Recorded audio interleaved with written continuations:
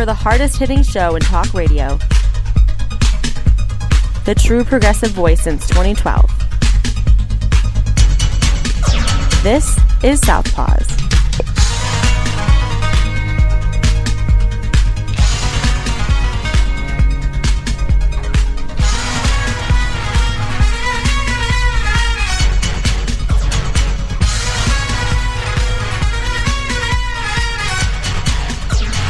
And welcome to Southpaws on the Pacifica Radio Network. We are the leaders of the revolution. My name is Darren Gibson. I'm your co-host. And I'm Katie Steele.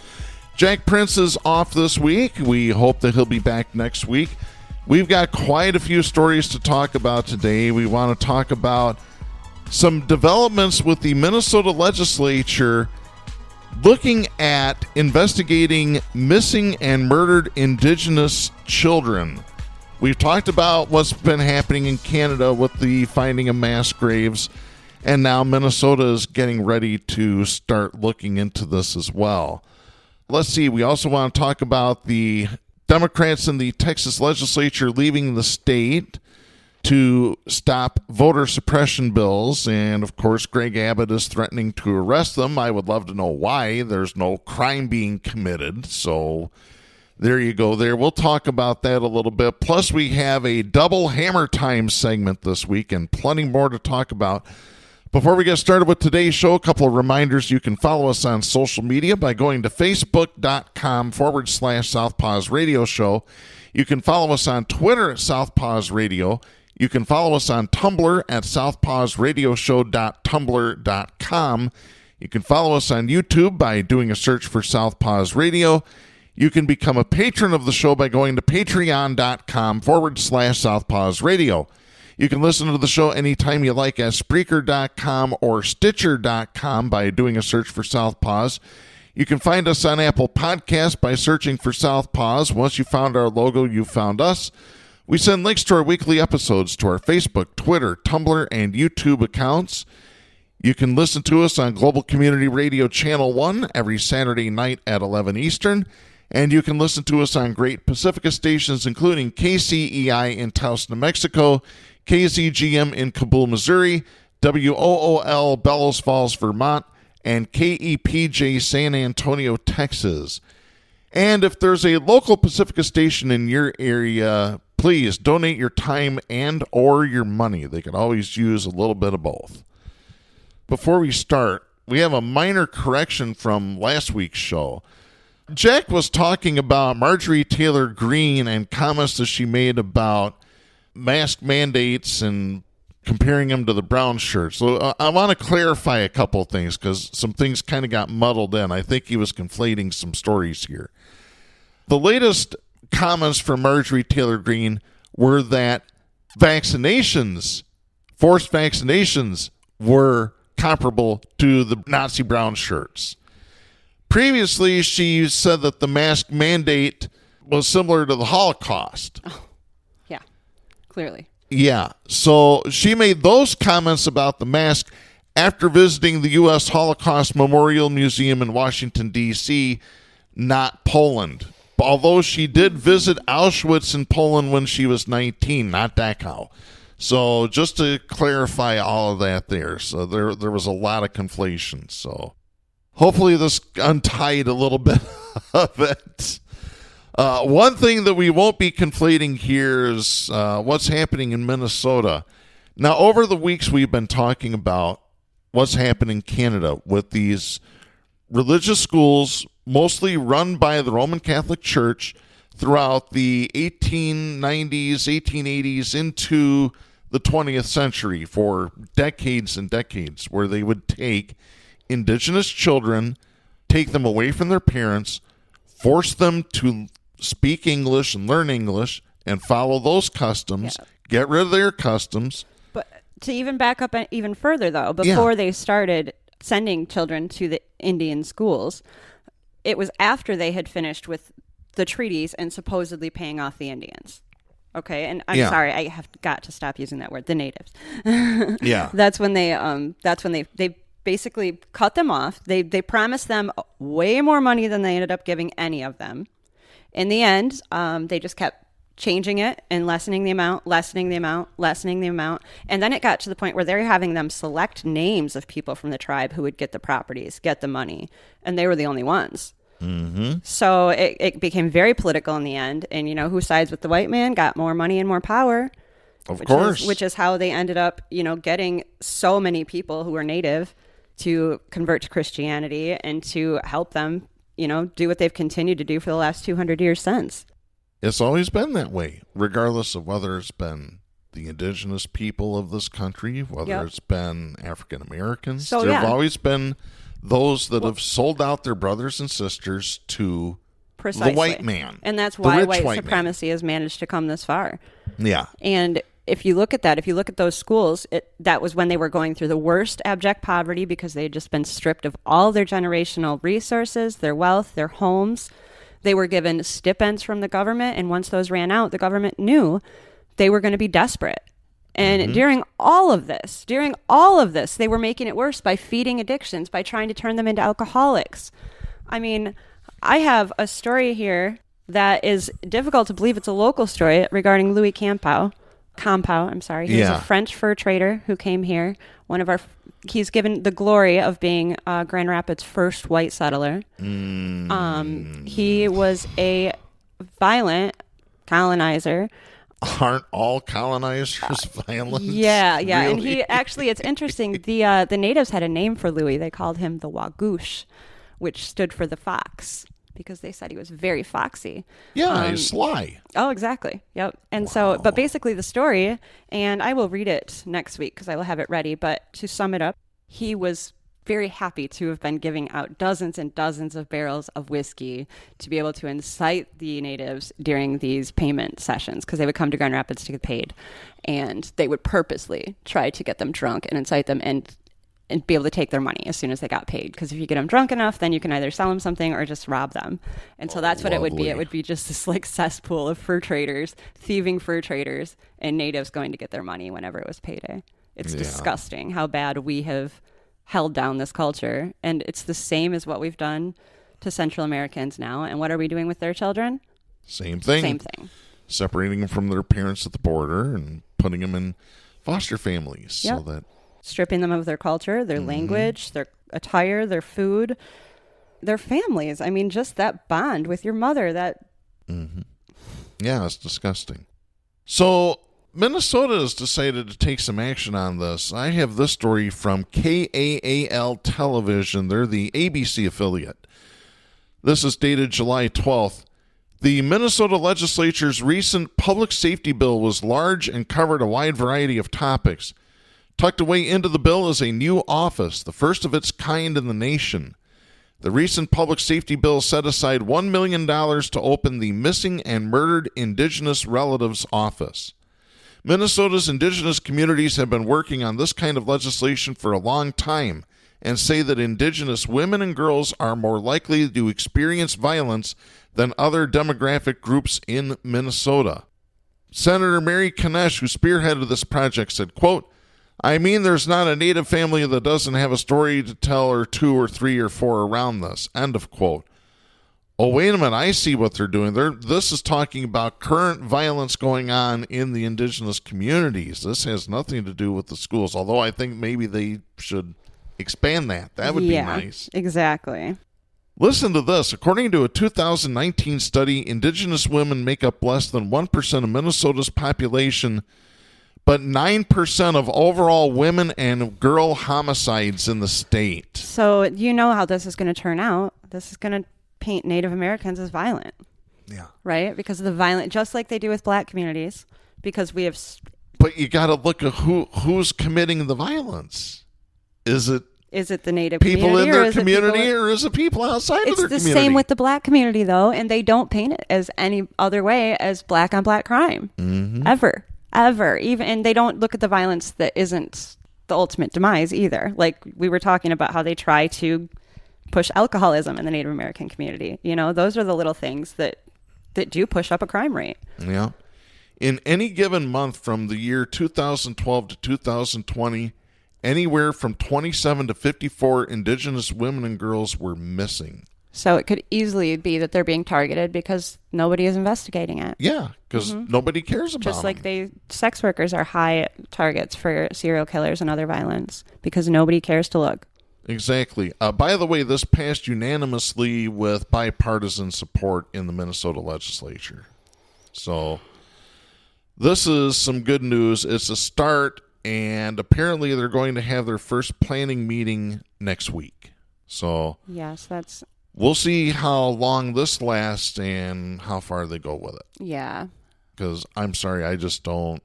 Call me a cynic. Like I said, I'm concerned there's another agenda here because we've never done anything to help the natives, let's be honest. Oh, of course not. No, we've harmed them more than anything. A lot more than anything. It's disgusting to read this stuff. Like, I am not even okay this week after going to the library and going back through our local history of our Native American treaties and their payments and the way we spoke of them. I mean, in official documents, the way they dehumanized. And this is just the local area. Yes, now and multiply that's right here.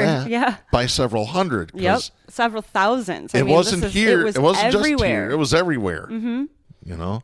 Oh, something that's just in Texas. This is Paul J. Weber and Will Weissert writing for the Associated Press. This is also dated July 12th out of Austin.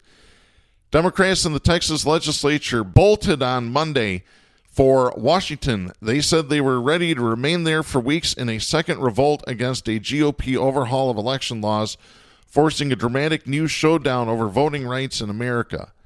Private planes carrying more than 50 Democrats left Austin for Dulles International Airport mid-afternoon, skipping town just days before the Texas House of Representatives was expected to give early approval to sweeping new voting restrictions in a special legislative session. The numbers meant the House would not have enough lawmakers in attendance to conduct business and could not, at least for now, vote on the bill. The cross-country exodus was the second time the Democratic lawmakers have staged a walkout on the voting overhaul, a measure of their fierce opposition to proposals they say will make it harder for young people, people of color, and people with disabilities to vote. But like last month's effort, there remains no clear path for Democrats to permanently block the voting measures or a list of other contentious GOP-backed proposals up for debate. Hours after they took off, Republican Governor Greg Abbott told an Austin television station he would simply keep calling special sessions throughout next year if necessary, and raised the possibility of Democrats facing arrest upon returning home. Here's what he said, quote, "As soon as they come back in the state of Texas, they will be arrested. They will be cabined inside the Texas Capitol until they get their job done," end of quote. Here's the question I have. How the hell can this tin pot dictator wannabe do this? They have committed no crime. How can you arrest somebody for not committing a crime? Let's look at the U.S. prisons, Darren, because they are chock full of people who have not committed a crime. I mean, look at Guantanamo Bay. Those people have never even been charged. They've been there for 20 years. I mean, there's a million ways you can do it. My question is, why did it take this damn long for somebody to threaten to do it to a politician? Mm-hmm. And I wish they would do it on either side, because until one of them spends 5 minutes in jail, they're not going to do anything for the rest of us. Continuing the story here from the AP, State Representative Chris Turner, who said he and his colleagues were prepared to run out the clock on a special session that ends early next month. Quote, "We are determined to kill this bill," end of quote.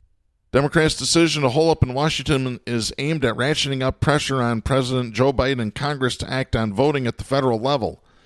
Biden is set to deliver a major address on the issue Tuesday in Philadelphia, and I believe he did, after facing growing criticism for taking what some on the left call too passive a role in the fight. Representative Trey Martinez Fisher said, quote, "This is a now or never for our democracy. We are holding the line in Texas. We've left our jobs. We've left our families. We've left our homes.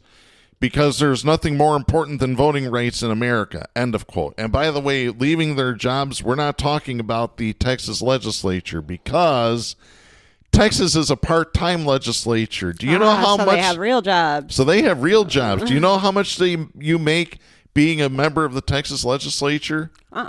It's less than $8,000. That's less than half of what our county commissioners are paid. It's $7,400 and change. Oh, that's a third, right around a third of what our county commissioners make. Interesting. Yeah. Good for them. The Texas bills would outlaw 24-hour polling places, banning ballot drop boxes used to deposit mail ballots, and empowering partisan poll watchers. Yeah, no more 24-hour voting in Texas, no more dropping your ballots. You have to show your ID when you request an absentee ballot, et cetera, et cetera, et cetera. Yeah, this is just the things I'd want to say I wish somebody would do to Greg Abbott. I can't say because I'll have the cops looking for me because screw him. I don't know, with the number of connections between Texas and Michigan lately and business-wise that I see logistically, and I know all of our rental cars are from Texas now. Did you notice that? No, I haven't noticed that. There's so many Texas plates, and it's because they're all rental cars with the Texas plates. And I was like, oh, at least it's not like one group of people from Texas, because that was really scary. Can you find rental cars? Not too often around here anymore, but I don't know. Yeah. I'm sure people, there's the people that are up here working for the people way up here, and they're the ones that have them. Yeah. It says here in the article that Abbott is up for re-election in 2022. So all you people in Texas, all of you in San Antonio listening to this, please roll him out of office. Yeah. Literally roll him out of office. Yeah, I think I think my point there is just that there's probably a good chance that the powers that be here are supporting a lot of what's going on there, so. Oh, Darren, you're being mean to people who have disabilities. No, I'm being mean to an asshole. Period. Oh, God. Speaking of being mean to people because of bad decisions, we should talk about that circumcision article that we... Oh boy! That we came across this week. Yeah, we've talked on the show about circumcision, and I can't remember if we've talked since I've been on the show, but yeah, I don't think we have. Okay, yeah, and for me, when I grew up, it was normal. Everybody did it. Mm-hmm. I had a daughter with my first child, and I was 16, so that would have been in the late 90s. And I think if she had been a boy, I wouldn't have questioned it, and I would have done it because that's what we were told was right and safe, and that's what everybody did. Yeah. I had my son in 2008, and only because he was half European, did I question it, because his family didn't do it. Mm-hmm. And so I talked to the doctor. The doctor said, there's no real reason for it. As long as he keeps it clean, it's fine. There's no reason for it. It's not going to hurt him in any way not to do it. And I said, okay, well, then I'm not going to do it. Yeah, because the reason given for years and years and years was, you get infections down there and causes issues. And this is what has to be done. If you perform a circumcision, it's a lot easier and it stays cleaner, blah, blah, blah, and blah. If he changes his mind later, it's horrible to do it in his late years. Well, I've yet to meet anybody that changed their mind later. Yeah, that's very true. I've heard that excuse as well. As a matter of fact, a friend of mine, her story is kind of made it local around social media. She has divorced her husband. She has a child that I believe is 2 or 3. He has full custody of her. He basically lied about her and, said that she's crazy because she's working in the strip club industry. Oh, wow. And it's so easy to take a stripper's kids. So guess what? He has full custody, and without asking for her permission, got him circumcised. She was protesting right outside the hospital as this was happening with several people in tow. I would too. Yeah. I can't even imagine. Oh my gosh. That's horrible. Yeah. I couldn't even imagine handing my baby over to be hurt because it's painful for no reason. That was the part. I just couldn't wrap my head around that, and your brand new baby. Like, how do you... And so anyway, we were discussing this on social media. Uh-huh. And, somebody who was on my friends list came in and said that she would... Oh, wait, how did the conversation start? I believe that...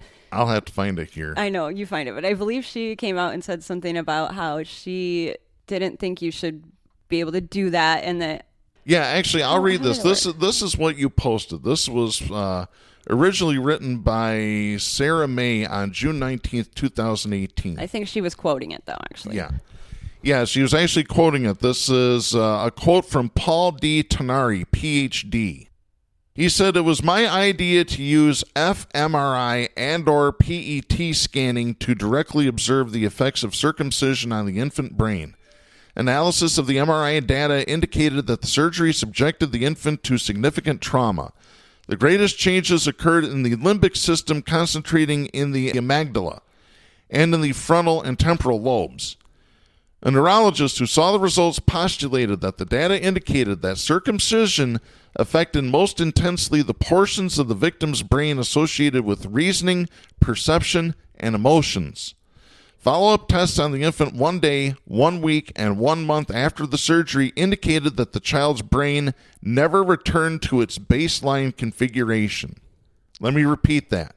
Follow-up tests on the infant 1 day, 1 week, and 1 month after the surgery indicated that the child's brain never returned to its baseline configuration. In other words, the evidence generated by this research indicated that the brain of the circumcised infant was permanently changed by the surgery.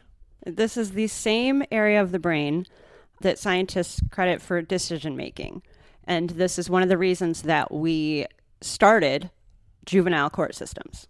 We have juvenile court systems for the purpose, because of the fact that they have done enough studies on the brain to know that your brain is not finished developing until your mid to late 20s. And until it is, that your decision area making part of your brain is not completely formed. So everything that happens to you is affecting this area of your brain as it's coming to its final, to who you're going to be in your mid-20s. And that emotions, perceptions, reasoning, that all comes down to empathy, right? So I've always wondered, ultimately, who started this practice? Why? And I wonder now, did people know that? Is this something that people knew when it started happening? Did people notice any change? I don't know. I have a lot of questions, because to me that is just mind-blowing. It's astounding that there's people defending it, because of course the conversation that followed this post was just like, what? Yeah. So we're going to get to that here. You had one. The first comment was, great article. This practice should be banned unless medically necessary. Which Yes, then led that was where it started. to the next comment. Somebody who is Jewish said, and religious exemptions, because banning circumcision is equivalent to banning Judaism and Islam. You asked him to expand on this, which is what he did. He said, if you ban something integral to Judaism and make it illegal, you've effectively made it illegal to be Jewish. Literally, it becomes, if we practice our religion, we go to jail. That's bad. I can assure you that I am not permanently damaged from my brie. So I had to ask him after this. I remember going on to ask him what his thoughts were on Christians and Catholics who circumcised, because he was claiming that it was a basis and a tenet, a necessary tenet of his religion, but it wasn't one for theirs. So I'm thinking, okay, do you think it's barbaric for them to do it? Mm-hmm. And if you do, in my own head, I'm not necessarily trying to argue with them, but I'm trying to put together my own thoughts on what their perspective is to be able to say that, right? Because ultimately, doesn't that mean you could do anything, you get away with anything in the name of religion? If you start a religion tomorrow that sacrifices children... That would be my first argument, would be, okay, so if I am participating in a religion that believes in human sacrifice, and there are religions that believe this... Yep. Animal sacrifices then it's fine for me to take your child and throw him into a volcano. Right. If you say anything about that being wrong or try to ban it, then you are anti-religion or anti-my religion. Anti... a bigot, basically. Yeah. Because that's what you're calling me. You're anti-Semitic. When you say I'm anti-Semitic, you're calling me a bigot, right? Mm-hmm. I mean, you're saying I specifically hate Jewish people, but it's bigotry. A mutual friend of ours, Sherry, responded, if banning religions is necessary to prevent genital mutilation, then I'm 100% for it. I wasn't aware of the research mentioned here, and we'll look into it. But f***ing with the limbic system is not a very intelligent thing to do, whoever you are. Why don't we just bring back lobotomies then? Right. Good. That's a good point. She's right, and I'm all for it. I'm all for banning all the religions if we're going to start with one. If you want to call me anti-Semitic, you should sit around for 20 more minutes and hear what I got to say about every other religion. Yeah. And you followed up by asking for him to help you understand exactly what makes this procedure integral to Judaism and Islam. Right. Because I really was curious. Yeah. And then he just got personally So here's his response. I can't fully speak for Islam as I am not Muslim, but in Judaism it's literally the sign of entering into the covenant with our God. And it's historically been one of the first things outlawed by invading forces taking over Israel and or trying to destroy the Jewish people because it is so integral to our custom. It's about much more than religion. Judaism is a religion, a culture, an ethnicity, and a tribe of people. And I was just thinking in my head, if it's so much more than, are you saying that like you have a higher standing to mutilate people than somebody else? Because you are so high and more than everybody, every other group, every other culture and religion. They're God's chosen people. That's exactly my point. God's chosen people can mutilate. If you believe that bullshit, which I do not, I think it's all bullshit. And you can't I'm not the only one. George Carlin said it. You can't stand next to me and tell me that you are going to stand up against the violence of the police and the violence and the poverty of the government and the violence of the oligarchs and then go home and violently mutilate your kid. Let me lay this again on you folks one more time. A full 1/4 of this country, 25% of this country are atheist, agnostic, or none of the above. If it was a religion, it would be number 3, and it'd be the fastest growing. That's the data on it. I'd argue number 1, and that a lot of people are scared to admit it. The very true. Yeah. It's insane, though, when you sit and listen to these people try and argue for violence. And unwitting violence. It's not like these kids have a choice. You know? Yeah. I regret piercing my daughter's ears. I'm not even kidding. Let me read the next reply here. Perhaps we don't judge cultures that aren't ours and continue to ask folks from marginalized communities to educate you on how to not oppress them. Hold it a second here, buddy. No, this is such a template answer. This is a template answer when they lose, when they're backed into a corner. It is a template answer. I see it every time. I'll tell you, it's a horse answer is what it is. Absolutely. They use it when they're lost and when they're defensive and when they can't get out of it any other way. It's, you're being... How am I supposed to be educated if you don't teach me? God damn it. People are so fucking stupid. Fucking stupid. It is unbelievable. Unbelievable. Oh, this drives me insane. I'm fired up now. Why you jump into the conversation if you weren't willing to help educate me? What did you even come in to say except to make personal attacks? I should not have to explain that banning something inherent in a culture religion is bad. Well, I tell you what, the Supreme Court will disagree with you because they have stopped religions from pulling similar things like this. Remember when they were circumcising women and that's even more brutal than circumcising boys because they were waiting until they were older. It was like a hideous procedure. Nobody would agree with it. Even these guys. So I can't see how you can defend this. He then goes on, I should not have to explain to the person who suggested banning Judaism in order to be done with circumcision is literally genocidal. I should not have to explain that suggesting banning religion puts you in league with Hitler and Stalin. No, nobody. The rule on this show has always been, up until Donald Trump, the only comparison to Hitler is Hitler himself. But now Donald Trump has thrown that window. So Donald Trump and Hitler, that's it, folks. What a joke, though. Honestly, to even try to...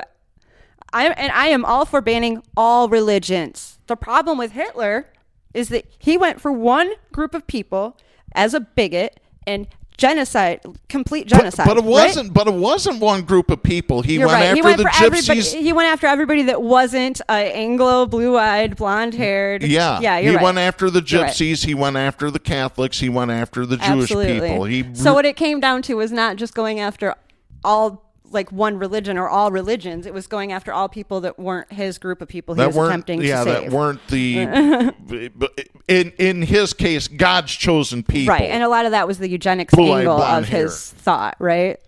It's funny. Everybody that uses religion to back their atrocities just don't get it if somebody else does it. They can't see their own atrocities, but they can see everybody else's. Right. And they've got to have, everything's got to be a religious exemption because Yeah, because religion, just for whatever reason, is just a complete, like, there's no accountability with religion. There's no taxes with religion. If you're religious, you are just such a good person that you can get away with murder, mutilation, and fraud. Yeah. It's cool. Because you're religious. I'll repeat what Jesse Ventura said when he was governor of Minnesota. If you need religion as a crutch, that's your issue, not mine. Mm-hmm. Sorry, crutch. I'll let George Carlin pick it up from here. Here we go, folks. But in the bullshit department, a businessman can't hold a candle to a clergyman. Because I got to tell you the truth, folks. I got to tell you the truth. When it comes to bullshit, big time, major league bullshit, you have to stand in awe of the all-time champion of false promises and exaggerated claims, religion. No contest. No contest. Religion easily has the greatest bullshit story ever told. Think about it. Religion has actually convinced people that there's an invisible man living in the sky who watches everything you do every minute of every day. And the invisible man has a special list of 10 things he does not want you to do. And if you do any of these 10 things, he has a special place full of fire and smoke and burning and torture and anguish where he will send you to live and suffer and burn and choke and scream and cry forever and ever till the end of time. But he loves you.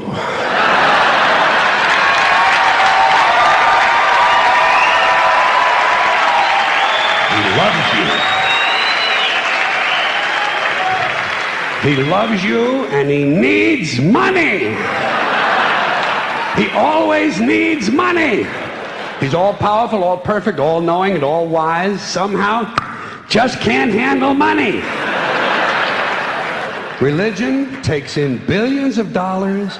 They pay no taxes, and they always need a little more. Now, you talk about a good bullshit story. Holy shit.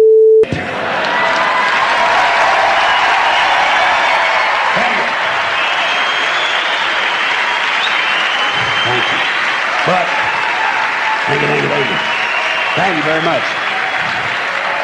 But I want you to know something. This is sincere. I want you to know, when it comes to believing in God, I really tried. I really tried. I tried to believe that there is a God who created each of us in his own image and likeness, loves us very much, and keeps a close eye on things. I really tried to believe that, but I gotta tell you, the longer you live, the more you look around, the more you realize something is f***ed up.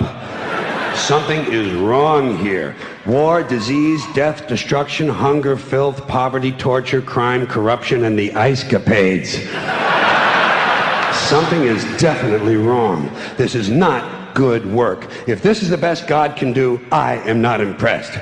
Results like these do not belong on the resume of a supreme being. This is the kind of shit you'd expect from an office temp with a bad attitude. And just between you and me, in any decently run universe, this guy would have been out on his all-powerful ass a long time ago. And by the way, I say this guy because I firmly believe, looking at these results, that if there is a God, it has to be a man. No woman could or would ever f*** things up like this. That is very true. And for those of you that have seen George Carlin in the movie Dogma, you know that God is actually Alanis Morissette. Clearly. Oh. Yeah. We need to get off of that because I did not take my blood pressure medicine this morning and it's showing. Yeah, I'm easily triggered by stuff like that, so I try to walk away sometimes. Yeah, if your religion says you need to mutilate a child's penis, I think you need to look in the mirror and ask yourself if this is a true religion. Yeah, and if there is such a thing as a true religion. Yeah. All right, let's go on to other people that are more deserving of awards. Let's go ahead and play the music here. Hammer time. Oh, yeah, it's hammer time. It is time to drop the hammer on the douchebag of the week. We have 2 winners this week, so anytime we have 2 winners, we got to play this. The double douche. Who is that guy? Gentlemen, Wade Garrett. Holy shit. Exactly right. Yeah, so here's what Wade Garrett has in store for us today. Winner number 1 is the owner of the Eagle's Nest in Cheyenne, Wyoming, Raymond Berzuk. I have this story. This is Joe Ucarba writing for NBC News. This is dated July 14th. A bar in Wyoming is facing criticism after selling T-shirts that appear to advocate for violence against LGBTQ people. Eagle's Nest in Cheyenne sold shirts that said, quote, "In Wyoming, we have a cure for AIDS. We shoot fucking faggots," end of quote. Oh, isn't that just a lovely shirt? Oh, wow. Yeah. Douchebag. That is according to local news outlets and a statewide advocacy group. The shirt also includes the image of a man with a pistol that's aimed at the viewer. The bar's owner, Raymond Berzuk, has not returned a request for comment to NBC News, but he did tell the Cheyenne Post on Monday that the shirts are sold out and he doesn't plan to sell any more. He added that he is, quote, "in the bar business, not the apparel business," end of quote. Wyoming Equality, an LGBTQ advocacy group, shared a photo of one of the shirts in a Facebook post Saturday with the profanity and homophobic slur covered. The post read, quote, "We are sad to say that we failed to convince the local bar to pull these shirts from circulation. We hoped that they would choose to stop selling them when they realized the harm it did to the LGBTQ community and those living with AIDS," end of quote. Wyoming Equality did not share the name of the business, saying, quote, "We do not want them to gain notoriety or sell more shirts off the pain of our community," end of quote. Rather, the group asked people to support its work by donating and to consider supporting the nonprofit organization Wyoming AIDS Assistance. One of Wyoming Equality's followers commented on the Facebook post and suggested the group contact alcohol distributors to, quote, "see if they are okay with working with an establishment selling these types of items," end of quote. The organization responded, quote, "Our friends at the Human Rights Campaign are helping us with this," end of quote. HRC, the country's largest LGBTQ advocacy group, did not immediately return a request for comment. Wyoming Governor Mark Gordon, a Republican, condemned the shirts in a statement to the Casper Star-Tribune. He said, quote, "It's incredibly disheartening to learn that any business would offer a product for sale with a message like this. This hurtful rhetoric is not reflective of our state's values and does nothing but promote hate and division," end of quote. Cheyenne, where Eagle's Nest is located, is less than 1 hour from Laramie, where gay University of Wyoming student Matthew Shepard died after being brutally beaten in 1998, sparking nationwide protests and vigils. Shepard's murder was a catalyst for the federal Matthew Shepard and James Byrd Jr. Hate Crimes Prevention Act, which President Barack Obama signed into law in 2009. The measure provides funding to state, local, and tribal jurisdictions to help them investigate and prosecute crimes motivated by bias against a particular race, religion, sexual orientation, or gender identity, among other protected classes. In 2018, Heidi Byrick, then the director of the Intelligence Project at the Southern Poverty Law Center, told NBC News that the federal legislation was a step forward, but its jurisdiction is narrow and didn't have much of an impact on state laws. Since Shepard's murder, many states have passed hate crime laws which are meant to deter bias-motivated crime, though Wyoming is not one of them. In fact, Wyoming is one of only 4 states without any hate crime legislation at all. That's according to the Movement Advancement Project, a nonprofit LGBTQ think tank. Yeah, I mean, this was not too far from Cheney's home base, I believe. It's not exactly a liberal side of, well, if there is a liberal side of Wyoming, but I don't think there is. No. That state is solidly red. That, however, could change. In June, Wyoming lawmakers voted to have the Legislative Service Office draft 2 potential hate crime measures, which they will consider during the next legislative session in 2022. Again, that's according to the Casper Star-Tribune. The bills would provide protections to more groups of people and would require state law enforcement to report hate crimes to the federal government. That's according to the Associated Press. Because the bills have not been drafted yet, it's unclear which groups would be protected. During public comment on the Wyoming hate crimes bill, a woman testified that her lesbian daughter attempted suicide after she and her friends were assaulted and robbed by a group of teenagers who yelled homophobic slurs. That is according to the Casper Star-Tribune. She told the newspaper, quote, "She tried to take her own life because there are not protections for these kids. They cannot protect themselves. We need to do better. There need to be laws that specifically cater to this." End of quote. I agree with this, but I'm a little confused about the timing because I'm not to jump off of this story. I definitely want to stay on it, but the segue to the next thing we were going to talk about too, hate crimes.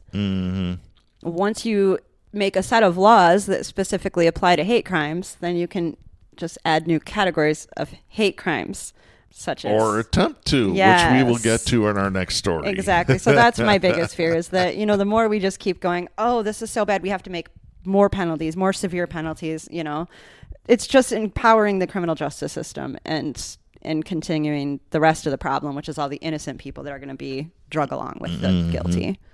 According to the Movement Advancement Project, 22 states explicitly prosecute hate crimes committed due to a person's actual or perceived sexual orientation or gender identity.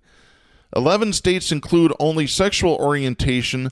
One state interprets existing law to include sexual orientation and gender identity. 13 states have hate crime laws that don't include LGBTQ status. The remaining states, including Wyoming, have no hate crime laws at all. So that's kind of surprising. So my guess is that ultimately what they would like to do is create a new category of hate crimes of people who do not like the police. That would be my next instinct of where this will head, which scares the heck out of me. Sarah Burlingame, the executive director of Wyoming Equality, told NBC News that the shirt has made at least a few state legislators understand the need for a hate crime law in Wyoming. She said the state can be warm, welcoming, and hospitable, but it has also earned a reputation of being unsafe for LGBTQ people. She added, quote, "As we make this pitch to the global community to come and invest in us, there's a piece of us that is just so cankering that we refuse to look at it. We refuse to address it, and it's not going to go away." End of quote. Yeah, I feel like we could easily make laws against people who injure or assault people for being LGBTQ, people for their race, people for their culture, and we could even make them specific. But I don't like the umbrella hate crime template that we have going on, because it's definitely not always used correctly. Yep, which goes right into our next story. This is Olaf Imahan Ashen writing for The Hill. This is dated July 14th. A Utah teen has been charged with a hate crime for allegedly stomping and crumpling up a Back the Blues sign. That's according to a story published by the Washington Post. That is scary. So winner number 2 is Garfield County, Utah Sheriff Deputy Cree Carter. Cree Carter's a douchebag. Yep. He said in a statement that when he was doing a routine traffic stop at a gas station, he saw a teen take a Back the Blue sign and stomp on it. Okay. Back the Blue is a slogan that shows solidarity with law enforcement in the country, often used to counter Black Lives Matter protests as well. The teen, identified as 19-year-old Lauren Gibson, allegedly crumpled the sign in a destructive manner and started to smirk at Carter in an intimidating manner, according to the officer's statement. That must have been so scary for him. Carter then arrested Gibson and charged her with criminal mischief with a hate crime enhancement, which strengthens the penalties toward hate crime offenses, again, according to the Washington Post. In an interview with the Daily Beast, Gibson said the charges against her came as a shock, stating that she only did it in response to Carter's aggressive approach toward her friend. She told the Daily Beast, quote, "I just wanted to, I don't know, make her feel better or something or stand up for her," end of quote. Gibson's arrest comes after another Utah resident, 32-year-old Joseph Dawson, was sentenced to 2 days in jail in December for pulling down a similar sign and spray painting the word bisexual in pink letters on it. That, again, according to the Daily Beast. Wow. By the way, Lauren Gibson is, as far as I know, no relation to me, but I'll adopt her. Cops are such snowflakes. Yeah, yes, they are. In a statement, the American Civil Liberties Union of Utah said it is troubled and disappointed with Gibson's arrest, saying that this sends a chilling message to the community that the government and law enforcement will seek harsher punishments on those who disagree with police actions. The statement read, quote, "Finally, this case is a reminder that we believe that prosecutors should exercise their discretion about whether to bring any criminal charges at all, with an eye toward what kind of incidents are truly worth using government resources to pursue." Isn't that their job? Aren't they? That's like literally the job description of a prosecutor. Bringing a charge against this person that could result in her spending a year in jail makes no sense, both in terms of simple fairness and expending the county's time and money. End of quote. It's true. The Hill has reached out to the Garfield County Sheriff's Office for comment, and they never heard back from him. That is so, I mean, I'll tell you, I was once arrested for an OWI. They had no evidence because I wasn't driving a car, and I wasn't even over the legal limit. And they gave me a breathalyzer, and I blew under the legal limit. And then they brought me to jail and put me in for operating while intoxicated. And I had to go back to court probably 6 times. Do you know how many resources we wasted going back to court 6 times? They had 0 evidence. And our prosecutor has one job: decide if you have evidence to bring charges. Yeah. He had no reason to do that. But if a cop decides to press charges or file charges, it's almost 100% that they do. It's insane. Yeah. They're gung-ho.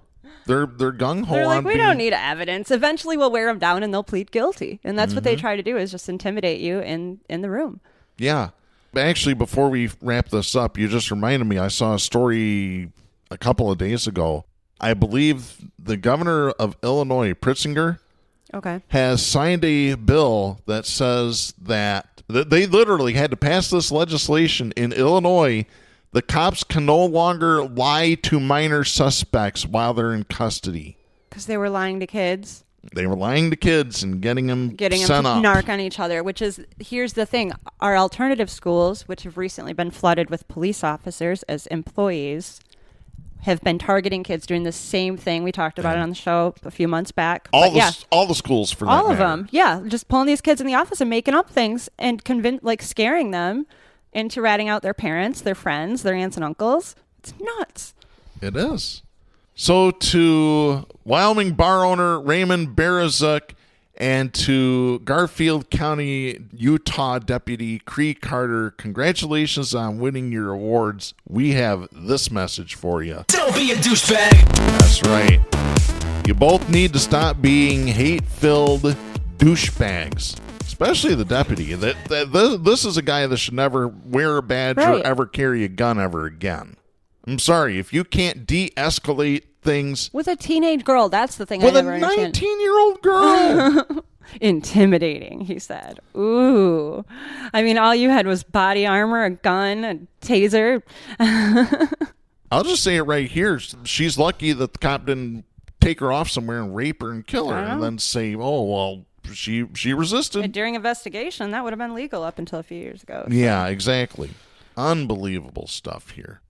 Here's something that's kind of unbelievable. I'm surprised that it's happening, and I'm surprised that it's being publicized anywhere.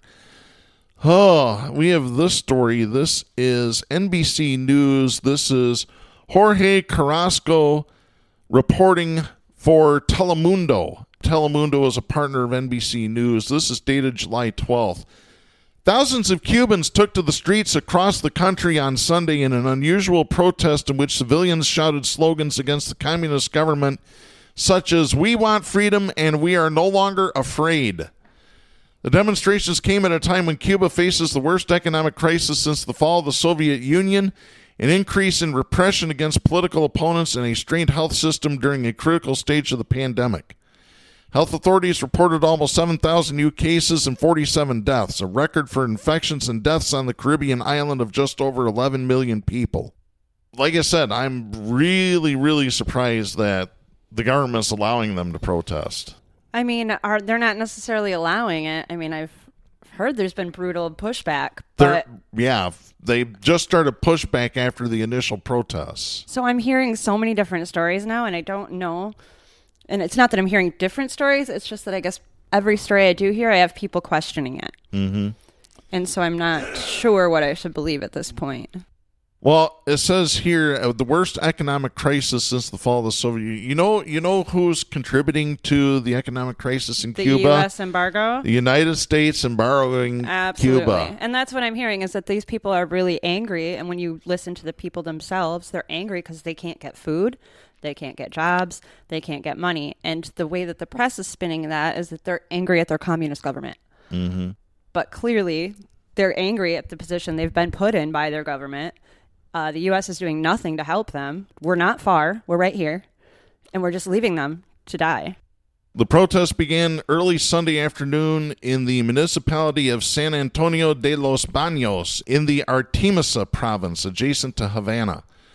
A few hours later, they had spread to the east of the country in provinces such as Santiago de Cuba, the central Malazón of the capital, where in August 1994, Cubans staged a historic protest against then-leader Fidel Castro that was violently repressed, also saw hundreds of protesters gather on Sunday.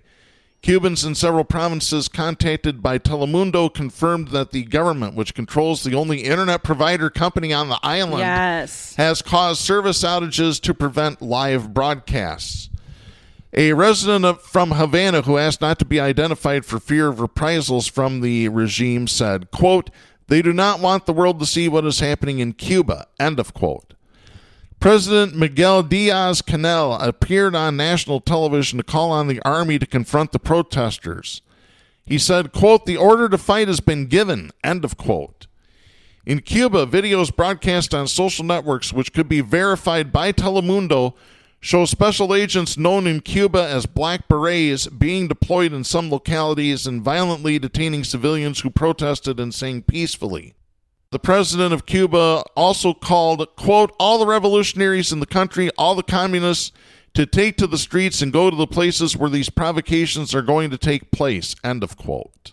So this is like Donald Trump calling out all the Republicans. Oh, wait, he did that on January 6th. He most certainly did. Oh, God. I mean, we're in the same... I'm watching the same thing happen, though, where, you know, the United States is now standing up and going, oh, we must stop this violence against the people of Cuba. And it's like, okay, but what about the violence against the people of America that you're completely paying for and condoning? You know? Well, so it's ultimately, is it being staged, and are we overthrowing a government again just so that we can go in and take over?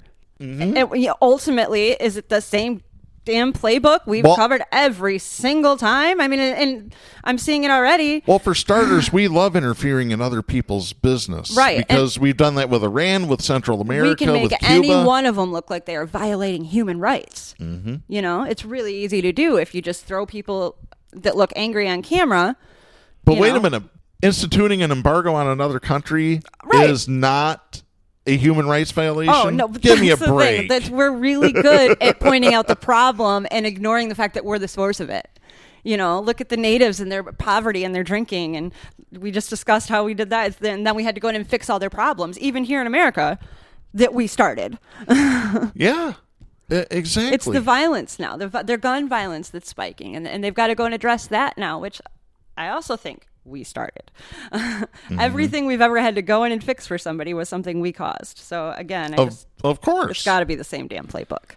Yeah, it certainly is. You know, I just find it so ironic. Oh, Cuba needs to let the people protest, but we get out there with Black Lives Matter signs, and next thing you know, 23 months they just sentenced somebody in Grand Rapids for finding DNA inside a store where a window was broke. And they called them rioters. You know? That's heavy evidence. But yeah, 23 months in prison. Like, yeah. Yeah. Speaking of protest, I wish Jack was here this week. Did you make it down to downtown Grand Rapids Saturday? I went down, but I stayed on the perimeter. I wasn't totally comfortable with how it was going to happen, and I kind of wanted to stay on the outside and watch watch who was coming and how big it was going to get and stuff. And it ended up being a very impressive event. I think they had a couple of hundred people that showed up. They pushed the police back, non-violently, of course, which is always a win. But yeah, sometimes I try to stay more on the crowd safety side, where I'm just either videotaping or staying in contact with people so that there's eyes outside of the event. Because I don't know, I don't trust with the amount of law enforcement organization we have that they won't just come and kettle everybody, immediately at the end. So of course, because they did that in May of 2020. Yep, I've been a lot more careful since last summer. So, but I'm so inspired to see how it ended up going down. Yeah, for those of you that don't know, the Proud Boys, which I have another name for them that I can't use on FCC airwaves, threatened to show up at Anabawan Park in Grand Rapids for a big white supremacy rally, whatever you want to call it. And they turned tail and ran. Yeah, they basically never really organized. There were already a bunch of anti-protesters that were organized by the time they showed up, and it never really became a thing. I think most of the headlines said protesters show up, Proud Boys don't, which is fine. We didn't want them here, so. Yeah, exactly. Yeah, and by the way, we do have a photo of that on our official Facebook page. If you go to facebook.com/Southpaws Radio Show, here's what Jack Prince reported that day. 300 people to confront the Proud Boys, groups from Detroit, Kalamazoo, Lansing, Traverse City. Proud Boys tried to enter the park from Pearl Street side, saw the protesters, and beat feet. Victory. Nice. So that's awesome stuff here.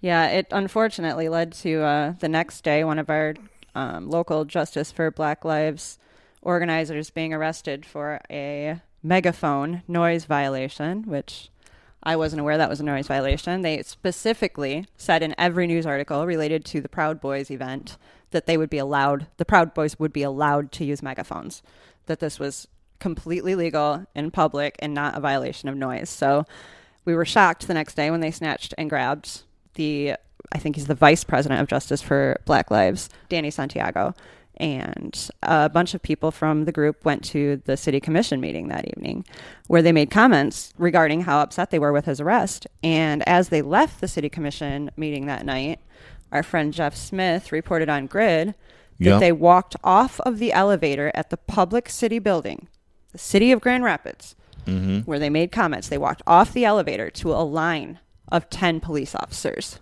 lined up. And if that is not a direct act of intimidation against city residents for practicing their First Amendment right, I don't know what it is. Well, it's because the city supports white supremacy. It has. Absolutely. Take a look. Fascist Rapids. Fascist Rapids. That's what I'm calling it from now on. I used to call this place Taliban City. It's Fascist City now. Yeah, I like Fascist Rapids. Yep. Rapidly fascist. Yep. We are out of time for this week. We'll be back next week. I'm Darren Gibson. I'm Katie Steele. For Jack Prince and Kristen Cook, please support independent media and the First Amendment. The stations that carry Southpaws do not necessarily share the opinions expressed on the show. Southpaws is protected by the First Amendment to the U.S. Constitution and is copyrighted by Big D Entertainment. All rights reserved.